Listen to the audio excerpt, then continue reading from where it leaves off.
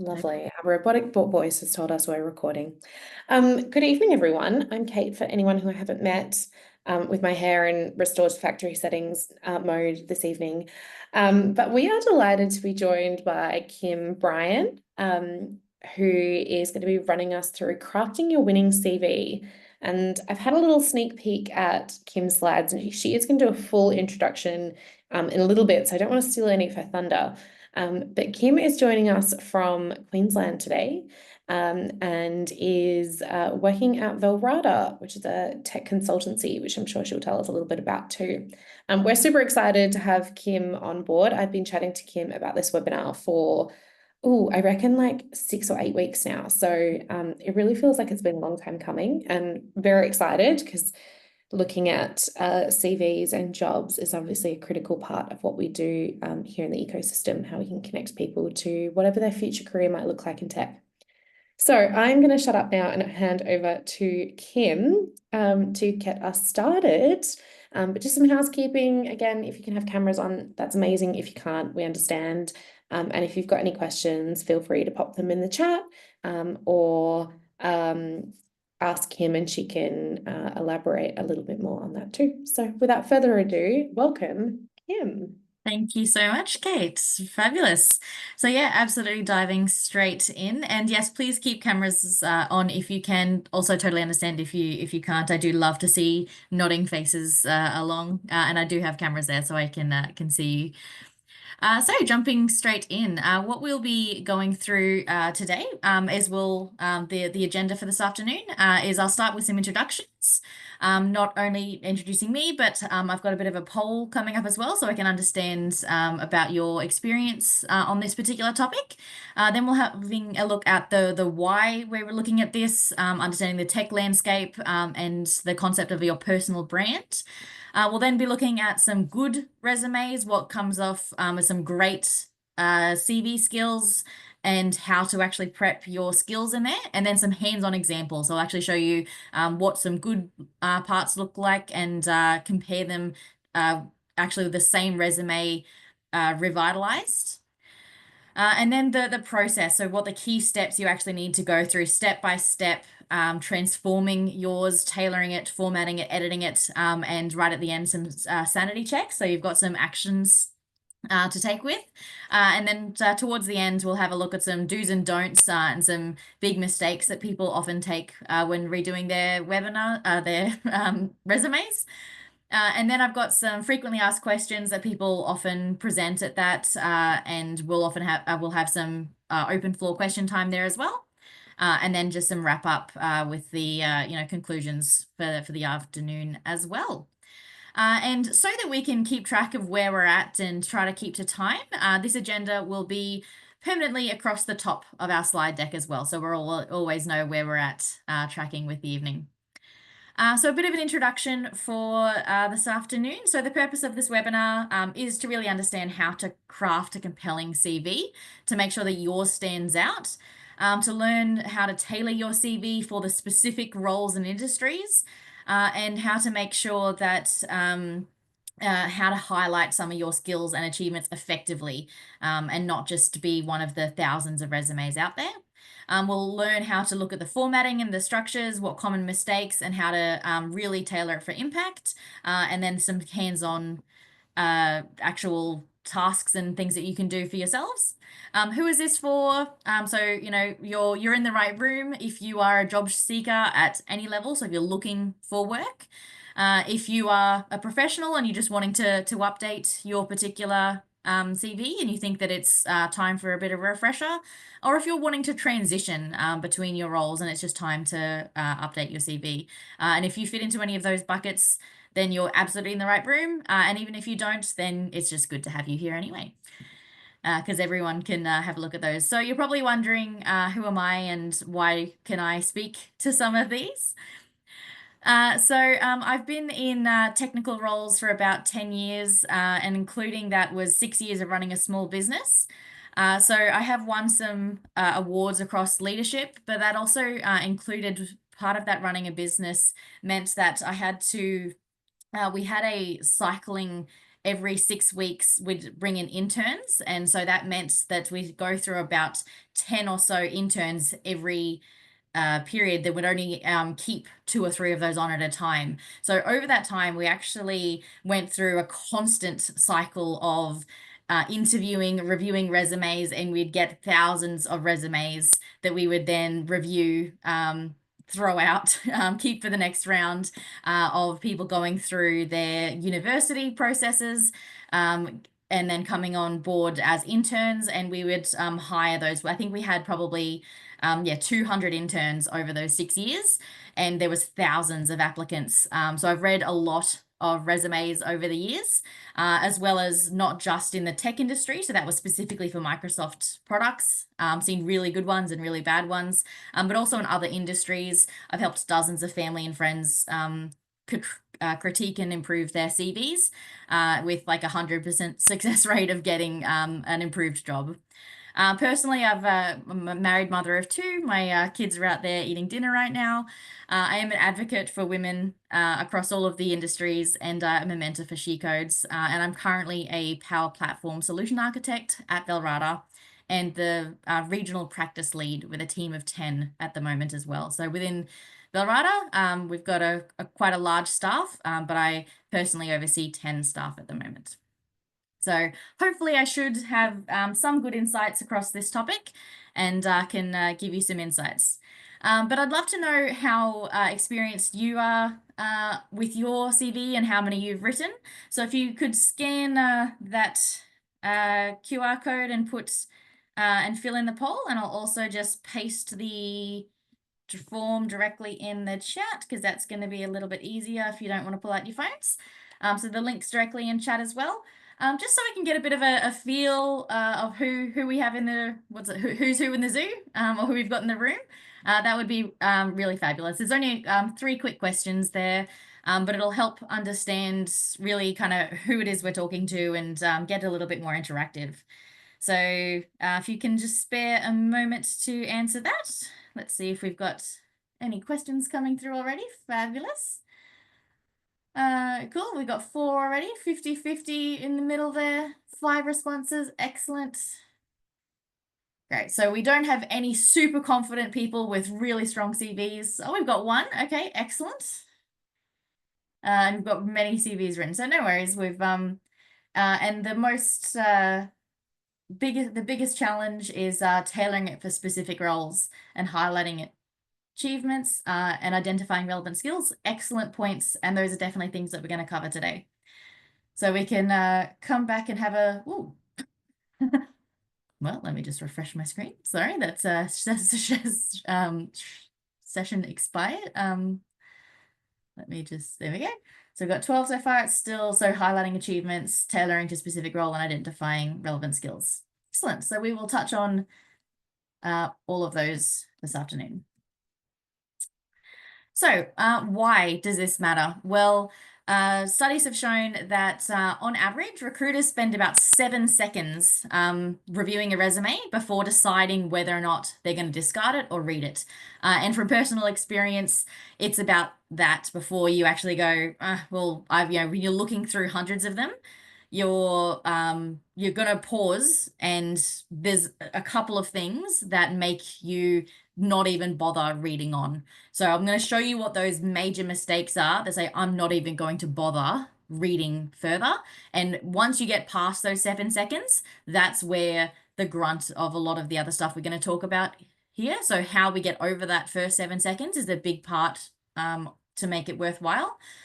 But so some of the other key things of why this really matters and why there's some key conversation points is that 21% of job postings in Australia at the moment are going to be using AI tools to screen candidates. So there's a lot of things that people can do to make their resumes quirky or really interesting, but you're actually hurting yourself if you're not fitting into a way that AI can understand. So in this new world, you're going to have to be a little bit more considerate of making sure that you're fitting into the logical ways that AI tools are going to start to read your resumes. And just another key point as well is that women currently make up about 18% of the Australian IT force. So with us wanting to make sure that you're filling a bigger percentage of that ongoing, let's make sure that women are supporting women and we're filling a bigger percentage of that ongoing. Because within Australia, the tech force is growing.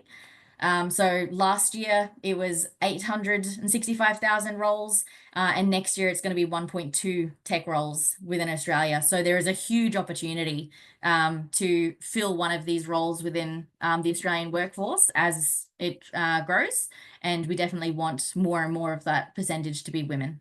So She Codes is doing their part, and we definitely want to make sure that we can fill that. But there is 1.8 million Australians currently looking for work. So there's a lot of competition around the job market at the moment, and we need to make sure our resumes are on point.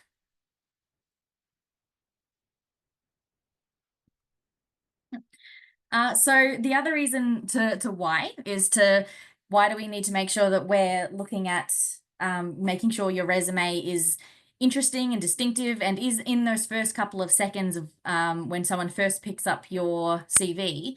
It is, in fact, your personal brand, and it says so much more about you than what's actually written there.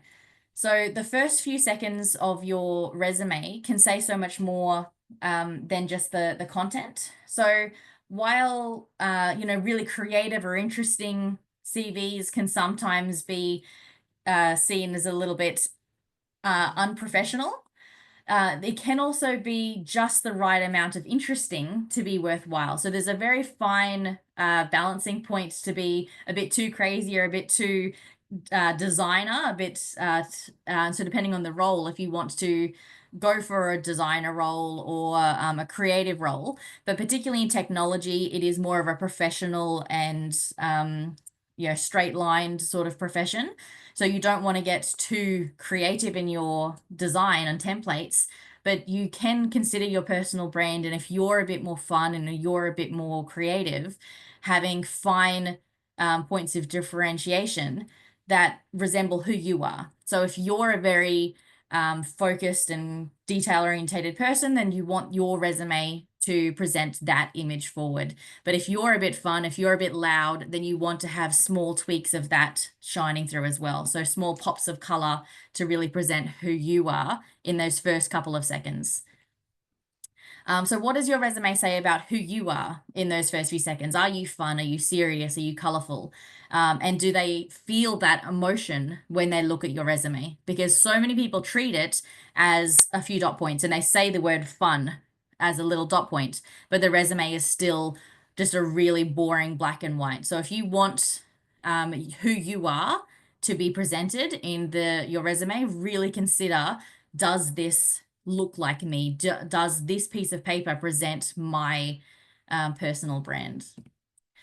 And the other thing that a lot of people miss out, particularly early in their career, is making sure that the job title that you want is front and center.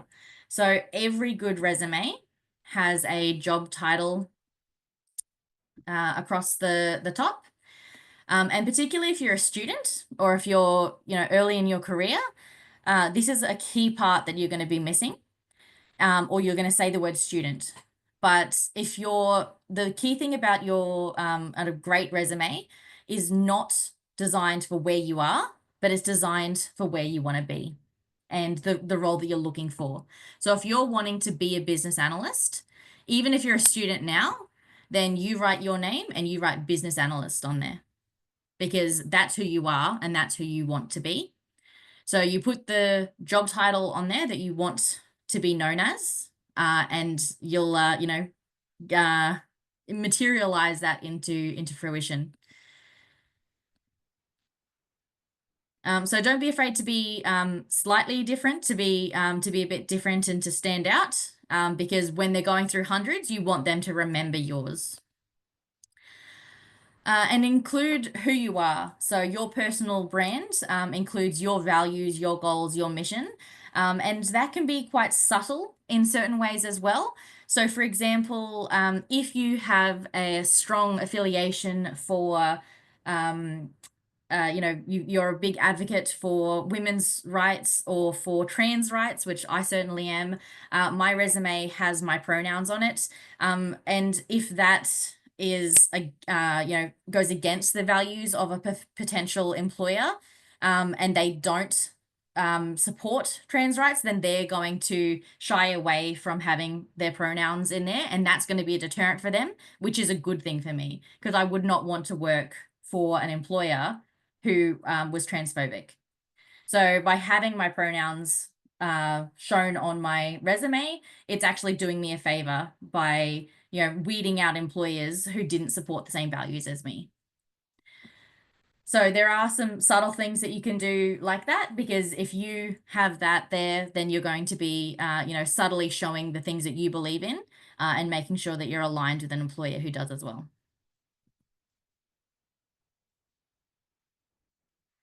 So the anatomy of, and by the way, yeah, feel free to keep chatting and coming off mute if you have any comments or questions as we go along.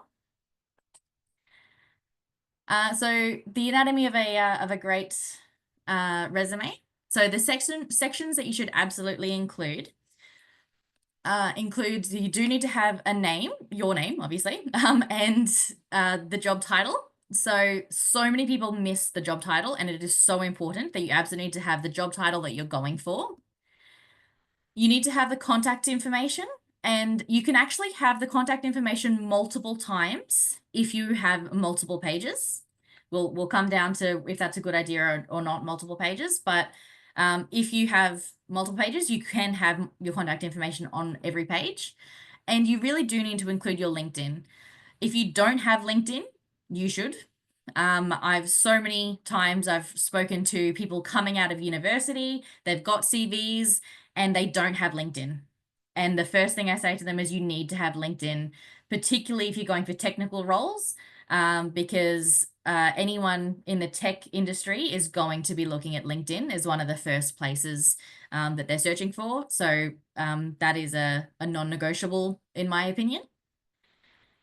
The professional summary, some people have strong opinions to say that you don't need this anymore, but I think it is still a really great way to just summarize where you're at in your particular career, what your goal is, and what your aim for, just where you're at and what you're trying to achieve. And then your key skills. It really has to be relevant to the role and personalized to the role you're trying to get to. I'll get to when we're looking at your process and actually trying to combine these skills and coming up with what they are, but you do need to have a section for what those key skills are. So coming up with what those skills are going to be is a whole process, but it absolutely needs to be on there. And a lot of people try to then hide those skills within their experience. I'm personally not a fan of that. I think experience should be really short and sweet. Just, I was here, I was here, I was here, I was here. And then the skills that you've got across all of those places is the primary section. Because if you're hiding good communication details and then you went somewhere else and there you also had communication and you had all these other things, you're repeating yourself. And the fact that you had the same skills at 4 different jobs is a waste of space, and repeating, and they're not going to read that you did all of this stuff at all those different places. Skills and experience should both be short and concise. You need your work experience, and something else that people tend to be hesitant to do is cut it out if it's not relevant. If you're applying for a new tech company, you don't need to have Brumbury's Bakery on there. You don't need to have irrelevant work experience on your resume. If it's your first ever job and you want to not have big gaps, you can absolutely include them as footnotes. But particularly if you're later in your career and you've got a lot of experience, it's not that big a deal to have big chunks missing and say relevant work experience. These are the jobs that matter and why I'm qualified for this job. To have, McDonald's in 2011 should absolutely not be on your resume because they don't care. Education and certificates should absolutely be included. And some things that are optional or good ideas, which a lot of people don't consider, but is projects, volunteer work, awards, client feedback, and media. Now, obviously, particularly if you're new to your career, you may not have all of these things, but it can actually be a really good way to buff up your resume if you are new to your career, because you may have great projects at school, in university. I did a project where I solved these things. I overcame this problem. You've got actual outcomes that you achieved. So we solved this problem, and that's a project that you can actually talk to. So by having a title, a place, and outcomes, that's something that you can buff up your resume with by having a project section. So if you don't have a lot of experience, you can look at things like projects or feedback as great new sections if you don't have that other experience. And things like media is also more and more valuable these days. If you do have blog posts or you've got YouTube videos, that adds a lot of value to your resume. And because people are consuming it in a digital format, they're unlikely to be printing it, then they can click directly off your PDF onto those media places as well. And some optional fillers as well. Most people probably don't have the last few of an about me section anymore. It was very common, and people had things like hobbies in there. It's absolutely okay to include your hobbies if they're relevant. So people include things like I love hiking, and that might be okay if it's going to be relevant to your conversation points. But I've seen some resumes that say things like I like sitting on the weekends gaming and watching movie with my mum. Probably not something to put on your resume.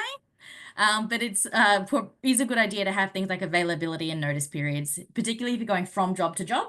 Then you should have something like I need to give a mandatory 2 weeks notice. And then put that towards the bottom, because only if they're really considering hiring you, that's when they would get to that. It's not going to be something they notice in the first 7 seconds. This is going to be you're in the shortlist pile and they're going through every line. They go, oh, hang on, we need to know that she's got a 2 weeks notice period. Excellent. So those are some of the key sections. Oh, is that so? Any need to include our GitHub link next to LinkedIn? Absolutely. So if you have got a lot of GitHub contribution, and then you've got a great repository of code and you're looking for a developer role, then that's something that's going to be relevant to your contribution, and that would be considered media. Do be conscious of what content you have in there. I've seen, I was looking at some developers and they had like their website link, and behind it, it was a bunch of games that they'd built, but they were not safe for work games that they had built. So I was like, well, great that you've built some games, but maybe curate a page that's not, sexy anime girls bouncing up and down. So let's have a look at some safe for work content if you do have multiple repositories to make sure it's curated for your audience. But yeah, so Git and some of those other code repositories are an excellent addition. But just some of the other things that you can also say on request. So we've got some repositories on request, repo links and things.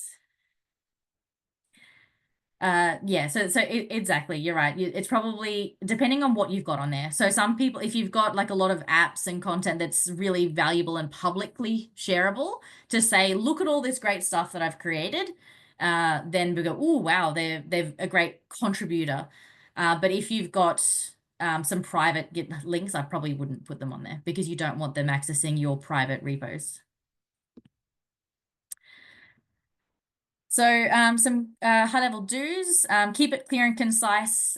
Do try to keep it, I would say if you've been in business, been in the career for less than 10 years, 1 page. Do not go over 1 page if you've been in the industry for less than 10 years.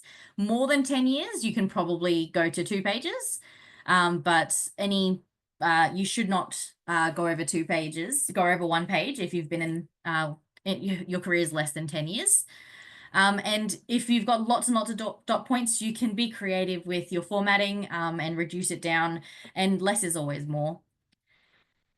Keep bullet points, make it scannable. Really, you can absolutely get rid of all your filler words. There's always ways to make it less words because they will not read it. Even if it sounds beautifully poetic, they're not going to read it if it's big paragraphs of text.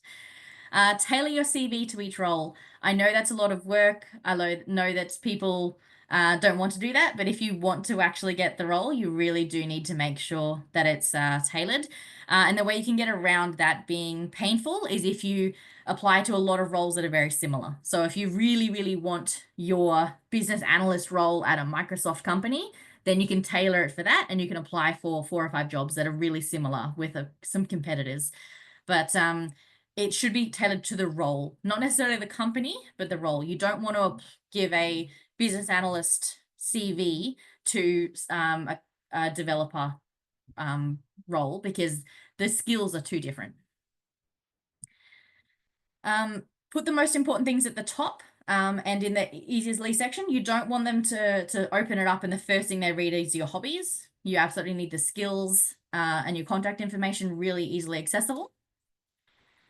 Quantify your achievements. So we don't want to hear that you're what you're responsible for. It's all about what you achieved and your outcomes that you were actually put forth as, so you increased sales or you managed to overcome particular problems, you managed to bring the team together. But why was that company or that team better off for you being there? And that's the really great stories. And even if those are 3 or 4 dot points under each of your job experiences or a whole achievements or outcomes section, those are the best resumes, and you'd be surprised at how few people are doing it. But there's so few people who really quantify their achievements. You will already be in the top 10% of CVs if you quantify your achievements on there. And Kristen, yes, it absolutely is that the AIs filter out CVs based on keywords. So that's why the other, I've got another section on that a little bit later, but having, if you're actually copying and pasting their job ad and putting it into your cover letter and matching their keywords directly to yours and customizing it each time, you're most likely to get through to their human recruiters. So yeah, that's absolutely one of the key techniques that I suggest in the views. So do vary your visuals. So just make it a little bit more, a little bit interesting. And I've got some examples of that, but just like your headings, they don't have to just be text with an underline. And by visuals, I don't mean, put big blocks of color. I just mean your heading can have a background. It can be an underline. It can be a table with a border. You can have a very clean and simple resume that's not just text. So I've got some great templates that I can show you. And use your space effectively. There's very simple tables and layouts you can do. So we can have a look at how we can use our space really well. Don't include irrelevant information. No one needs to know your middle name. No one needs to know your birthday or your home address or your grades or your hobbies unless they specifically add value. If you have designed games in your free time, that probably is a relevant hobby because it's going to add value to your coding skills. But if you watch movies or go to the cinema, probably not. So really pick and choose what's going to add value to your employability. And your birthday and your home address these days does not matter. Avoid jargon or overly technical language unless it's specifically required to your job.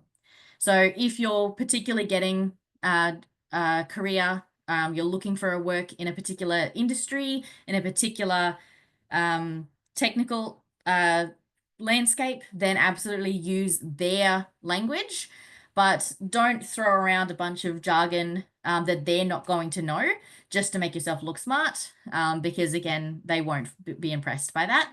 It has to be industry specific that makes it relevant and not random.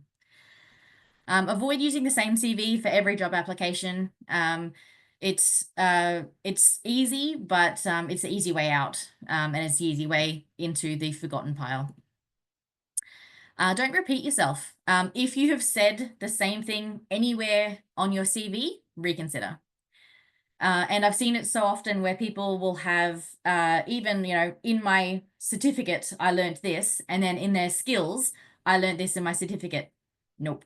Think about how can I combine these? Take it out of there. Think about what else did I do in that particular certificate?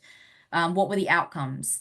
Do not repeat the skills and the under the experience and in your skill section.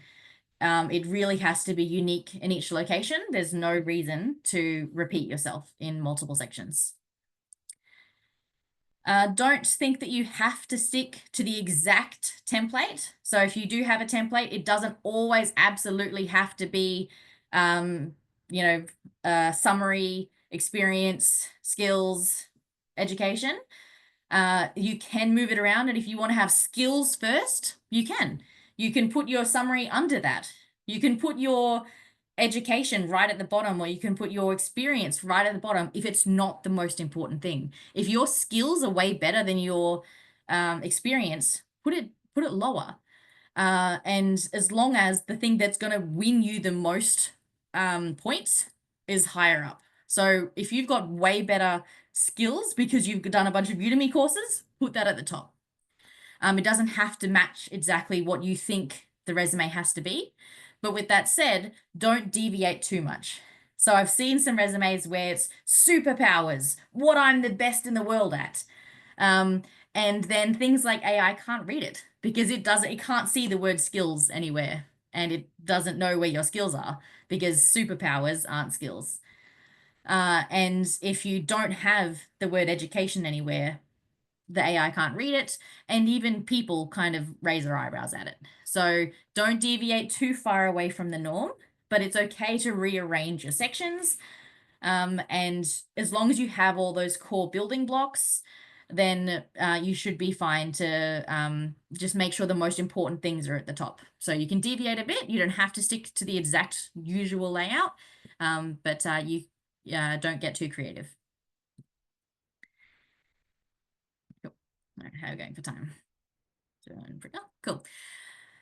So this is something that's going to be really relevant for you in particularly technical roles. So something that all of the best resumes I've seen have this, and so few have it well. And that is visually showing your skills, particularly in technical roles. So in the technical world, skills are so few, just so rarely just a list. Just to say, I know CSS, I know Python, because a single name isn't enough. But if you rate your skills, then you can actually compare how well you know these different tools against each other. So if you actually say, well, I actually know CSS, I'm an expert on it, and I know HTML, I'm an expert on it, but I only know Python a little bit, then it kind of gives you the grounding of where you're at in your career and gives them context as well. And it also, makes you feel less like you're embellishing when you say, well, I know C++. But if you say, well, I only know it a little bit, then you're telling the truth and they can ask you more relevant questions. So by visualizing your skills in a comparative way, it's going to be really valuable for them and for you. And if you do have any certificates or badges, display them. And that can also be a really valuable way to shoot up the impressive list for them as well. So Microsoft badges are really quick and easy to get, particularly some of the early ones. So the foundational ones, you can do them in 90 minutes. Pretty much anyone knows some of those basic ones. You can go do the courses. And then you can get a badge and you can stick those on your resume and you look really impressive. So a couple of hours on Microsoft Learn, pay $100 fee to take the exam in your bedroom, and those can be some really great ways to boost up your resume. and get those certifications and get those badges to display on LinkedIn and on your resume.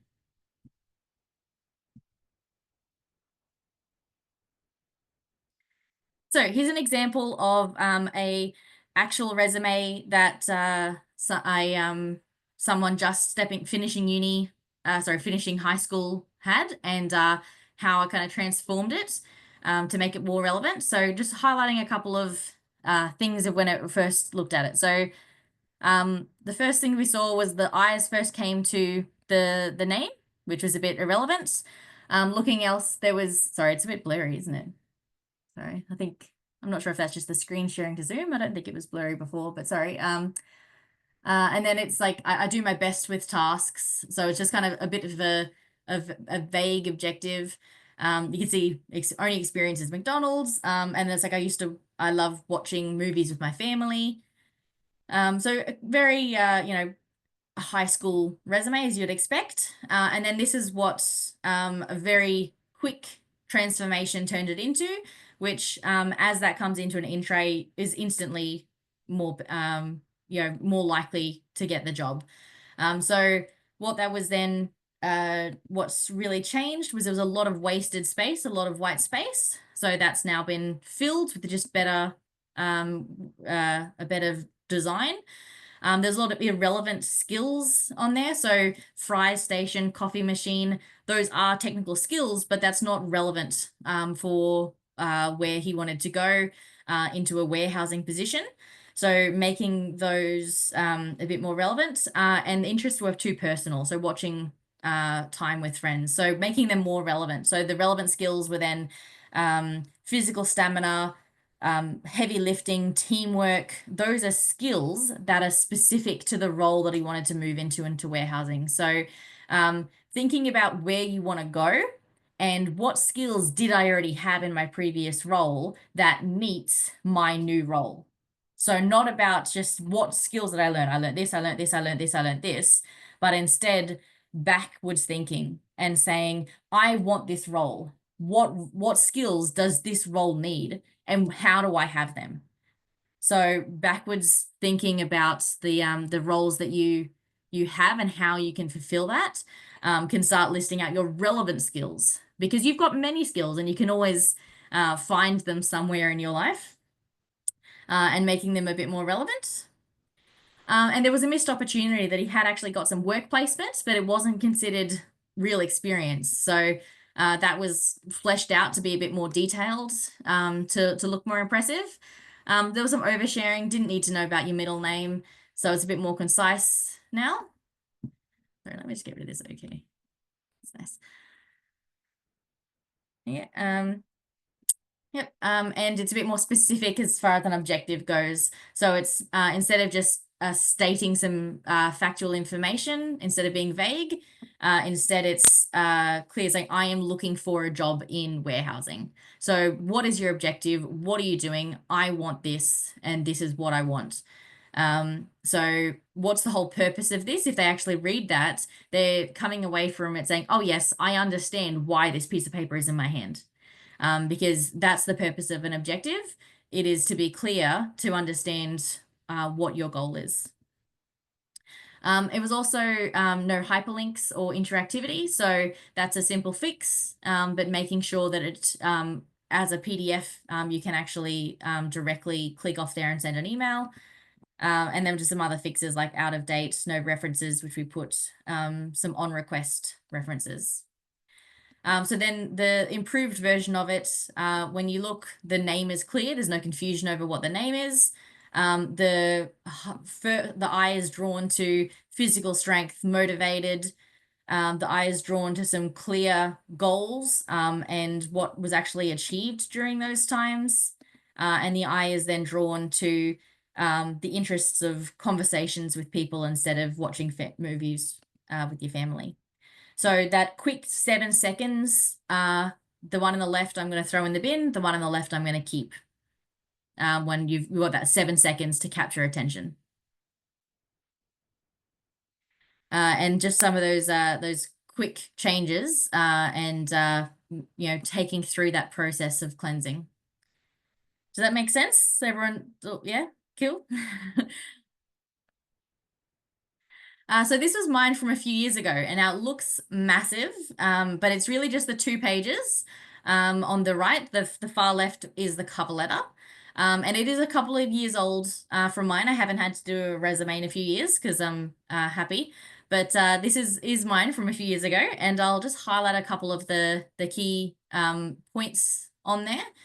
And so there is only a couple of work experience items on here. So even though I'd been in the industry for a really long time, even at this point, I've only got the two relevant work experiences there because I was going for a really specific role, and so only wanting to have the relevant work experience at that point of the leadership within the Microsoft role. And then on the last page, it was all about proof. So it was all about these are 3 examples of doing the exact thing,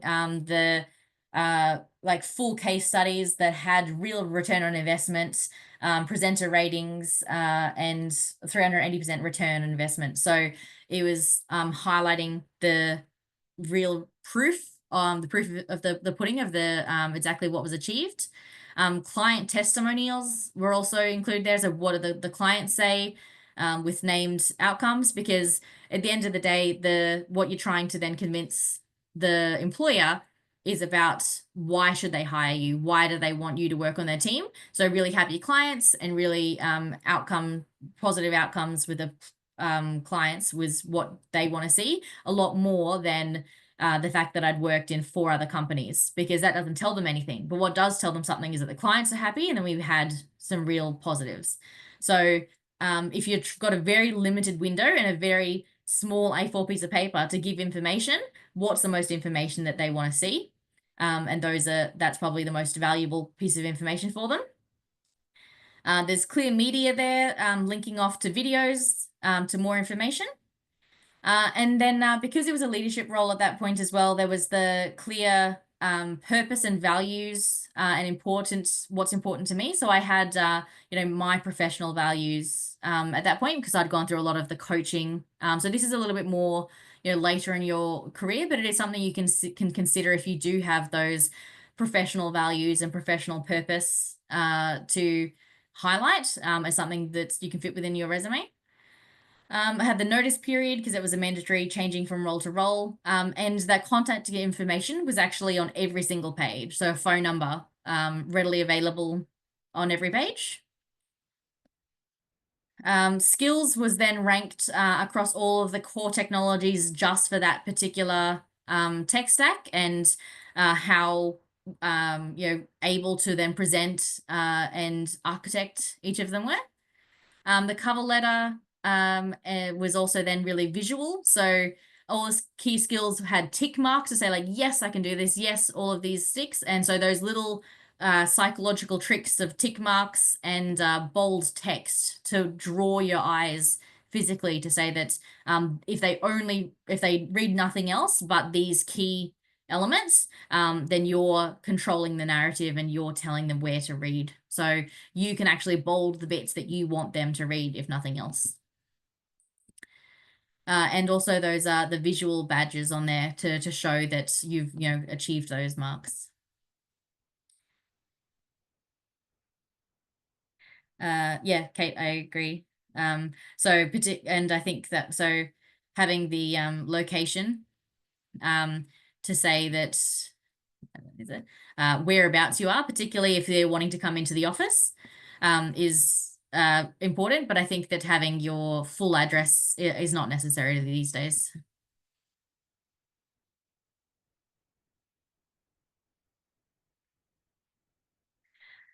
Good resumes. It is absolutely suggestion to mix up your template. So you can see quite a few options here.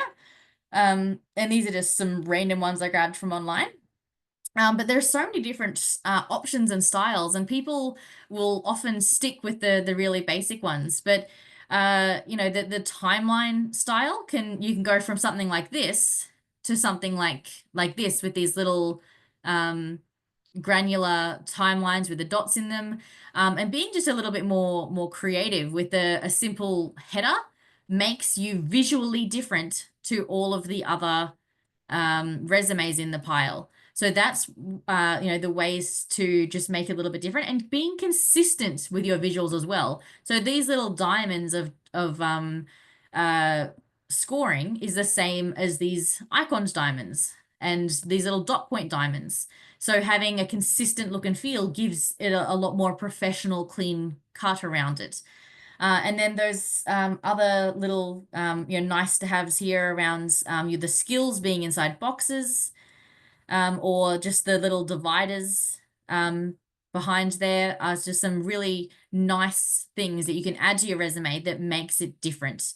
And things like this with the big backgrounds are probably a bit much in a lot of organizations, or big color bars, but they can absolutely have a place. And if that's who you are, if that's who your brand wants to be, then they absolutely have a place. And a full color designer one can probably be a little bit unprofessional in some places, but colored headings can be very professional if tastefully done. Um, Great question, and I've got that at the end there saying photo yes or no. I have that as a frequently asked question at the end. It really depends on you, and the key decisioning points is, does the role come with a lot of face time and customer management? Because it usually, are you comfortable with showing your face and being as a customer facing role? Then you might want to show your as a face. But if your photo is old or unprofessional, it's a selfie, or it's blurry, then no, absolutely not. Only ever include it if you have a really professional, crisp, recent photo. Then you might consider it if it's relevant to the job. But if you're not sure, err on the side of not. So don't include the photo unless it's relevant, it's recent, it's clear, and it's professional. But if you're not sure, leave it off. Process. So the next, so within the, so we've had a look at good resumes. Oh, wow, time is going. Sorry. How are we going for time, Kate? Is that okay? Well, yeah, we might go just over the hour at the current rate. I'll try to go a bit quicker, sorry. So formatting went with that section. We've had a look at actually getting all the data information together. So the actual process now to go through the formatting. So first choose your template, and then populate all your core content. So get your education, get your skills, get all that together. Then choose your actual font and sizes. So actually determine what that looks like. And the key points for there is to stick to clean professional fonts. No Comic Sans or anything, and I'm sure you're all confident with that. A lot of people like to have fancy headings, but it makes it hard to read, particularly if they're using character recognition with AI or scanners. Fancy fonts are hard to read, so stick to the basic clean ones. And sans serif, so no, like Times New Roman has the little flicks. Without the serifs, they're easier to skim read. So I would always stick to the sans serif fonts personally. Um, and so avoid over the top or excessive design elements. So lots of background images with lots of colors can be harder to scan and read. So keep it clean, keep it crisp. And if you are going with creative flares, keep it, just in the headers, just in the minimal. I would probably, avoid lots of overlapping colors. Be consistent for fonts, for headers and body and text. So do not have more than 2 different font sizes, maybe 3 if you have a really clear section. So if you have like everything on the left is 0.10 and then your headers are all 12 and then you've got 1 more font size. But be really clear and check that a lot, because a lot of the time you've got 10, 10, 10, and then someone oh, this one doesn't fit. I'm going to scooch that down to 9. It's obvious when you check. So make sure you've got really consistent font sizings, and everything is nice and consistent. So choose your fonts and sizes, choose your heading style, determining what that looks like. Do you want to have a bar? Do you want to have a full color? Do you want a table? Do you want just a box around your heading? You can make that the fun part. Is it rounded corners? Is it a block? Is it a circle around your headings, which probably isn't going to look very nice, but you can change up that formatting and just Google resumes and look at some of the pictures like I showed you then to get some ideas. Consider visual elements and choose your dot point style as well. A lot of the time ticks are really simple and clean, but something like these little 4 dots there can be interesting, but keep it consistent.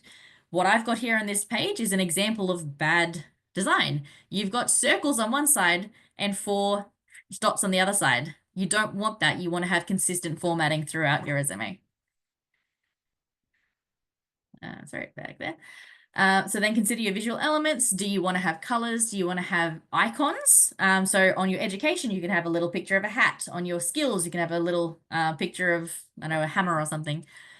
Do you want to have boxes around your skills? Do you want to have badges? Do you want to have ratings? And how will you show your ratings? Like a sliding bar or dots? Will it be up to 5? Will it be up to 3? And there's a lot of little decisions around there that you can play around with. And then make sure all of your links are clickable.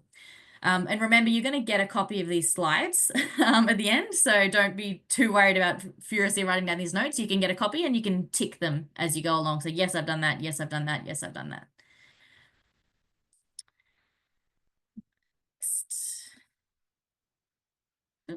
Oops, so that was just an example of how we can kind of have a look at what's good and what's bad.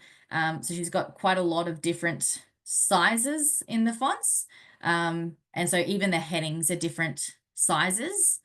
But the slight color variation is quite well used. So you can see how this color and this color is kind of like a sub heading. So that's a really good technique that's nice and consistent. But then this one is the same kind of subheading, but for some reason is gray instead of yellow. So you'd probably want to be consistent, and not sure why that has changed.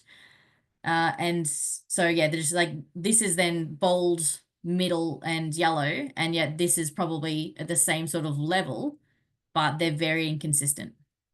So you'd probably want to make things a little bit more consistent between this education and certificates. And yet this part looks really good. So even in ones that look really nice and professional, there is still things that could be slightly better. So if you're 80% of the way there, don't beat yourself up. There's always going to be good and bad things. And you're always going to find something that you can tweak and make slightly better. But there's, always room for improvement, and lots of little things that you can do to make it a bit better. And this one doesn't have an icon for some reason.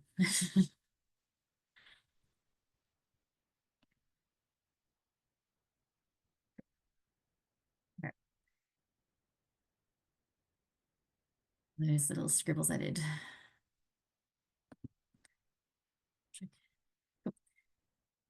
Those can just stay there. So tailoring the process for the job. Now, this is one of the highlights of the survey of things that we wanted to have a look at. So tailoring your CV for the job.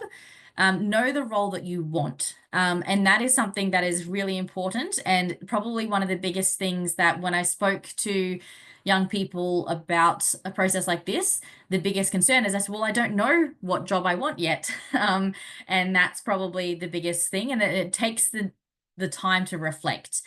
Research what jobs are available. If you're in uni and you're considering, well, I like coding, I don't know if I want to be a systems engineer, if I don't know if I want to go into networking, I don't know if I want to be a developer or a functional consultant, figure it out. And I know that that's tough, and I don't know if you want to go and do an internship or ask people in the network, ask if you can shadow somebody or watch videos online, follow people, find out what those jobs look like. But the hardest part, don't just apply for everything. You really need to figure out and do that introspection to figure out what you want. Because you can start applying for everything, but you're not going to hit. You can throw out a million darts, and your CV is going to be a mess. Or you can tailor a pick 5 of them and then tailor a resume for each and apply for each of those different key things. But knowing the role that you want is the best way to get the most value out of your resume. So figure out what actual role you want, and then write your CV as if you were that you had that job. So find out what that job is, and then all of the specific skills that are required for that job. So if you want to be a particular developer, so let's just say something that I know really well, a Power Platform developer, then find out the skills for that particular role. So I need to know all the Power Platform tools. I need to know all the really specific languages like Liquid and PowerFX. So finding out those languages, go and study them, find those out and put them in there. And I also need to know workshopping skills. So what in my life do I already have to prepare me for that? Because you could say in university, I learned communication skills. Or to be specific for that job of needing to have workshop skills, you could say, I ran cross-team workshops. So because I did collaborative studies and in my university I had to work in a team, you can word your skills really specifically to say, I had to run a workshop where we all got to the end of the outcomes and we actually solved business problems. We solved group requirements to achieve an outcome. So you've now solved you ran a workshop to overcome restraints and achieve core experience. I don't know what the wording is, but you can use your wordings of your life experiences to meet the specific requirements of that job. So know what the job is, know what those experiences should be, and then search your life for where you've already met that.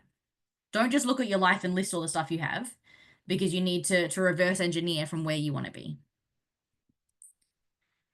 And then write a base cover letter from your goals and your experience. So I am this, I want this, and I've got this many years experience in this particular role. I've done this, I've done this. Write your base cover letter. And then once you have your base cover letter, you have your base CV, then look for the specific jobs online. Go to LinkedIn, go to Indeed, and look for that specific job title. So then look for developer of the Power Platform, look for business analyst. And once you have that job ad and you have your base cover letter, feed both of those things into AI. Give them to ChatGPT, and it's going to give you back a customized version. You have to do number 3 first, because if you just feed the AI the job ad, it won't be personalized to you. It has to have your base cover letter first and the job ad to then spit it out to be like, well, your experience in this matches their job ad for this. So then, but get AI to do the hard work for you. And then when you find another job ad, you give it your your base cover letter and the job ad, and it gives you a customized cover letter for that job. So get AI to do the hard work, get a customized cover letter for each of them. But before you submit it, check it, edit it, print it, edit it again, triple check it again, because AI is dodgy. And read it and check it and do it again, and before you actually submit it. So really do check each of those. And if you really do want that job, then you can actually check the CV's language and the cover letter for the tone of the company's culture and style. So read their website, see what sort of style and branding they have, and actually kind of rewrite and change your styling to try to fit their language and their values. Find their values on the website and write that into your wording as well. And also for extra points, if you go like stalk some people on LinkedIn, it'll say, oh, they viewed their profile, and it'll get in their head. But that's just a fun trick as well. For the cover letter, should we include the company's values? Or are they extra? No, I agree. You absolutely should. It shows that you did your research. Maybe don't just like list them out dot points, but you can say like, I believe I live your values for, and here's an example as for one of them. And companies love that. If you bring up their values, you're already in the top 1%.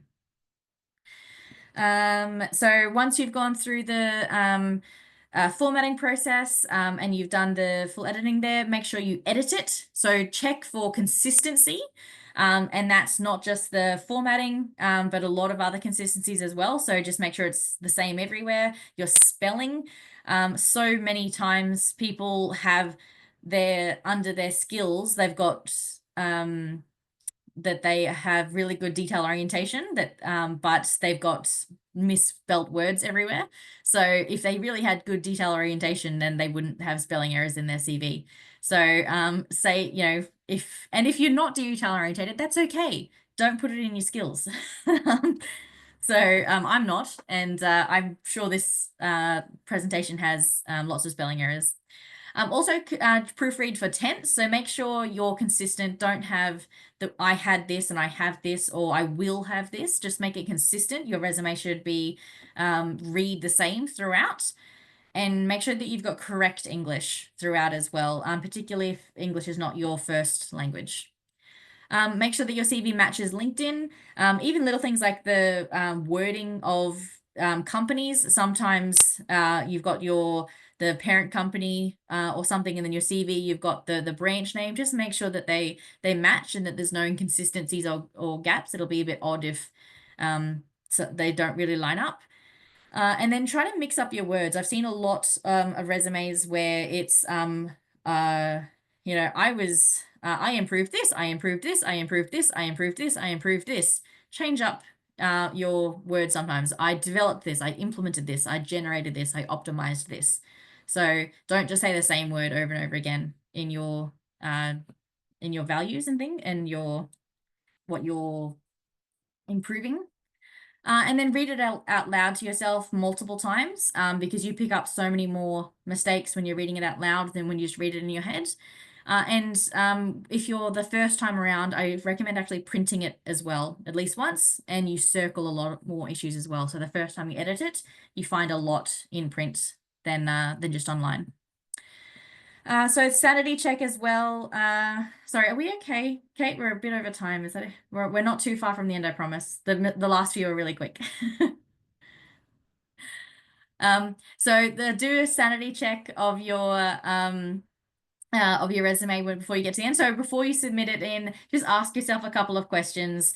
Does my CV clearly show how I add value? Does it make sense? Because again, if this is just dropped on somebody's desk, you really need to ask yourself, like, if this was a brand new piece of paper in someone's hand, does it say, hi, like, I am this, I want a job? Because a lot of the time there's no context. So your introduction really needs to make sense as a standalone piece of content. And people often miss that. There's no story, there's no introduction on there. It's just blam. You really do need to give that context. Have you tailored it for the specific job you're applying to? Is it easy to read and visually appealing? There's not too much content packed in, and it's really hard to see. Would you hire you for that job? And I'd be surprised how many people actually say, no, I wouldn't. And hopefully that's not just your self-consciousness, but actually looking at the job description and the resume. If it's too disconnected, maybe rethink it and actually look at the job description and try to get more into your resume. Because if you're really misaligned, then they're going to see it too. So try to look at it yourself and say, I've got nothing matching here. Let's bump up my CV to actually match their job ad, because if I can't see it, they definitely won't. And consider swapping CVs with a friend or taking the time to ask for help to go through it. So some common mistakes, spelling errors, as I said, particularly with detail orientation, vague skills like saying, I've got technology is a skill. What the hell does that mean? You really need to be specific with your skills. Being too personal on there, being inconsistent, being really wordy. So lots and lots of paragraphs of text. Just less is always more. If you do have a photo, then please make sure it's a recent one that is high res, or just don't use one at all. And yeah, a couple of key questions that had. So should it has to be one page? If it's If it's less than 10 years experience, yes, try to keep it to one page.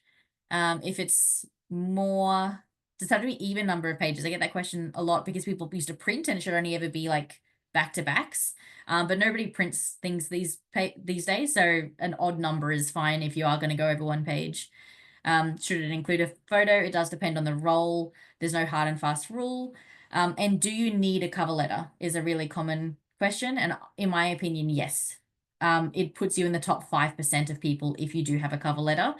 It is so important, and just keep it short and sweet. You don't have to go crazy, but think about it as if you were to get an email with no subject line. You're like, cool, thanks. What do you want me to do with this? Even if they're getting hundreds of them, having the cover letter gives the context to say, thank you for considering me. This is why I want your job. I actually read your job ad. It said this. So please do consider it if you actually want the job. And you're far more likely to get it read if you include a cover letter. Yes, I'll absolutely come back to the question time, and we'll hang back to chat about questions. But the closing advice is just to update your CV regularly. Even if you're not actively job hunting, as you have new projects, you've got new skills, just keep them on there. It's such a good thing to do. Keep it aligned to your LinkedIn presence, and keep your socials private. So if you've got TikTok or you've got Instagram photos of you drinking margaritas in uni and swinging around a pole, maybe just mark your Instagram as private or change your name so that your professional name and your Instagram's is a nickname or something, because a lot of companies, once you get to those later processes, will search your name. And if you've got photos of you hanging out the back of a van with a joint in your mouth, you may actually drop out of the rounds. So do consider what's publicly available with your name if you're going into those big companies. Be honest, but don't undersell yourself. So don't say that you're an expert in a bunch of stuff that you're not, because that they will find out really quickly. And your CV's only purpose is to get you an interview. So you don't have to put absolutely everything on there. It really is just a foot in the door. And just think about it as that. It's a business card to people to give you a call. So yeah, oops, I forgot my little in progress there, but encourage you to have a look, talk to your friends, reach out to your network, and spend some time having a look at your CV. Sorry, it took way longer than I thought. I spent too long on some of those fancy slides at the start. So let's have some question time. Is it okay to repeat yourselves in your cover letter? Yeah, good question. And I think if it's concise, I think that you can't always avoid it completely, but only in summary. So in your resume, you're going to have details of where you worked and when, but your cover letter would be more like, I've got 10 years experience in this industry, and I think I'd be a great addition to your team because of this, this, and this. So you're not going to say, I worked at this company. You just say, I've got experience in this industry. So you don't want to list anything in your cover letter. You want it to be nice and short and more about the whys than the whats. Let's get a bit longer. Let's open it up. I mean, including parts of our CV, otherwise I don't want else. Yeah, so your cover letter should be why. Should be yeah, why you want to get this job, whereas all of your resume should be what. And there shouldn't be, yeah, so that's a key difference, I think, is it's the why, that's what you'd be including. If we're aligning our CV to different job interviews, what should we have on our LinkedIn? The LinkedIn is everything. So LinkedIn will be, and it's a good chance to have every job that you've had and a description of there. So the LinkedIn would be your outcomes for each of those jobs, because your resume won't have outcomes for every single job, because that's a nice summary. So the LinkedIn is actually the chance to flesh out what outcomes did you have for this particular job? What outcomes did you have for this particular job? Because it is forced to be per job, and you don't have all the creativity that you have for your CV. So LinkedIn then becomes the chance to then list out all of your skills and in a very structured way. So do include the consistency. So if you've got a bunch of skills linked on your resume, you can go to LinkedIn and just type in those skills there. So you've got the skills section, but try to keep them consistent as far as skills, experience, and what other sections are there? Like volunteer work and stuff as well, just so that there's not like a huge discrepancy. Worked in public service, widely different range of skills. Frame these. Yeah, that's a great question, Belle. So, it may be of widely different skills, but they're probably quite applicable to different skill sets. So, if you were then to apply to a different role in the future, you could probably pick and choose what skills you got from all those different other years in other sectors for that particular role. So, that's a really great question. Belle, sorry for those not reading the chat.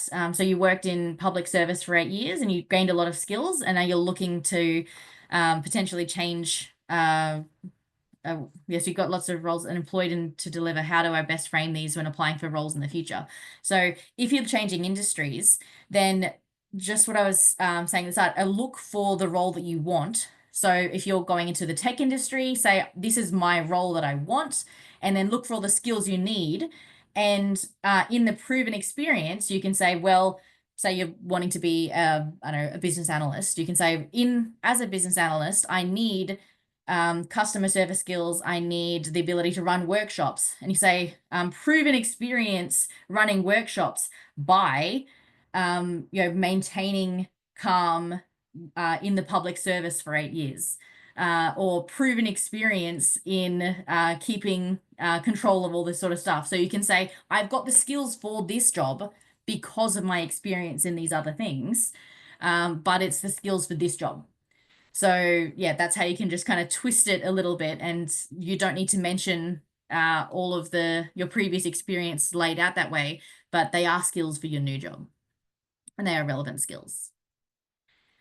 Please address if we should remove our previous jobs and keep the CV in one page and more relevant. So the previous jobs, if it's getting too long, you can dot point them really small. So you can just be like, Microsoft 19 to 2020, data 3 from this year to this year, this company to this year to this year. So they're really just small if they are relevant jobs, and they're just like a company and a date range. And then you can fit quite a lot into a small space.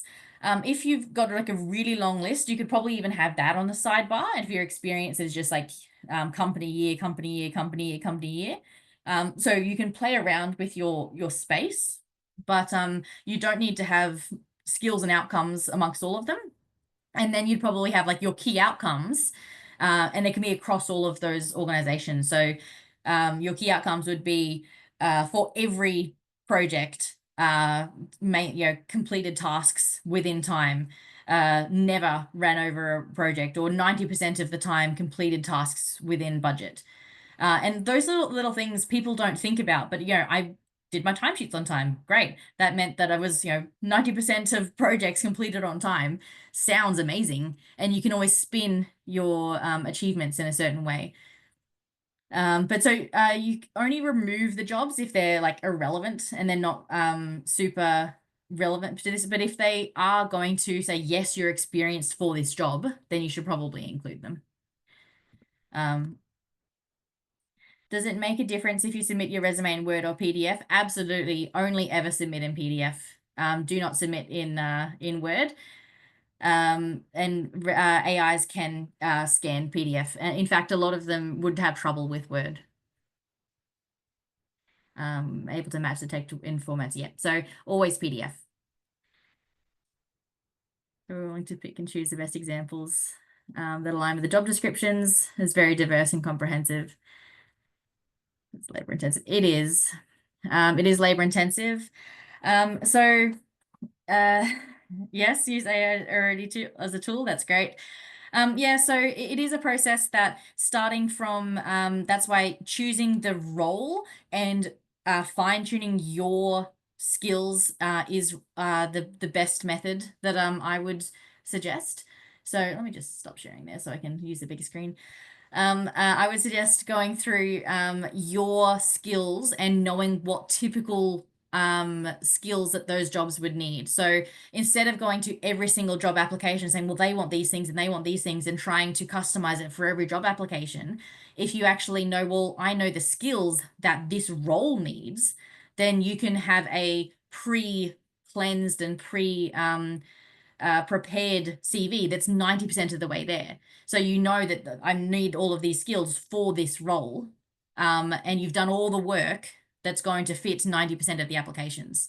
So it is a bit of labor intensive to know what the role needs and what you have to meet that role. And that's why all the work is kind of up front. And then when you're applying to all of those, you're really only customizing your cover letter and a couple of the skills. So you then go to that particular job application, you ask ChatGPT, pass it through with the cover letter, and they might say you also need this particular skill or that particular the wording, which you'd then just update a couple of key points on your resume. So you wouldn't redo a whole resume for every job application, because your job application is, or your CV is already 90% of the way there, because you're looking at a very specific job type. I think I lost the chat. There it is. So hopefully that makes it slightly less labor intensive if you do it once, and then keep it up to date. So as you learn new skills and as you've got a job, you keep updating your CV, and it kind of doesn't get really out of date at any point. So I think that was the last question in chat. Was there any more questions? Let's scroll down. I think that was the last one. We might have to leave that there. But thank you so much, Kim. I think the flurry of questions really shows how much need there is for this topic.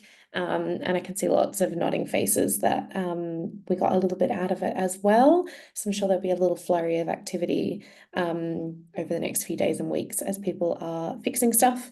If people want to find you, what's the best way to find you and contact you, connect with you? Yeah, absolutely. So LinkedIn is probably the best bet. I'm on there quite regularly, and I also post 3 times a week, a whole bunch of content, mostly around AI these days, but also around women empowerment and leadership and things as well. So I will put my LinkedIn in the chat. Amazing. Go get it.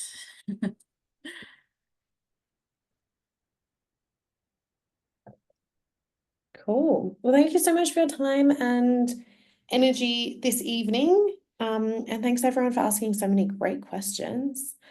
As always, the recording for this I'll pop back up after the call. And when I've got Kim's slides, I can flick them through to everyone as well. Thank you. And it was so great to have such a interactive group. So it was lovely spending the evening with you. Lovely. Well, let everyone get on with their day and we'll see you next time. Thanks all.